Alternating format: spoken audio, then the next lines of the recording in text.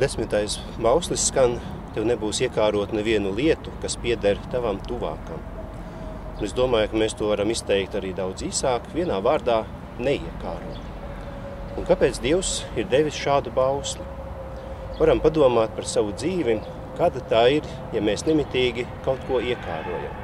Vai tā ir laba un liela mašīna, ko mēs iekārojam, kas pieder kādam mūsu tuvākajam vai pat nepazīstamam cilvēkam, vai tas ir kaut kas cits, ko mēs ieraugam, un šāda sirds, kas nemitīgi piesaistīta kaut kam, kas man trūkst, bet kas ir citiem, ir ļoti nebrīva.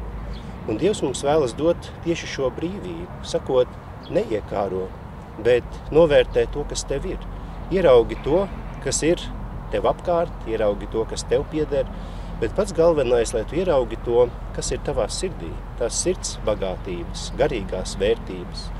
Un tādā veidā, dodot šo bausli, tāpat kā visus pārējos baušļus, Dievs vēlas mums dot lielu brīvību, vēlas padarīt mūsu dzīvi laimīgāku, brīvāku un ieraudzīt, ka mēs patiesībā esam svētīti.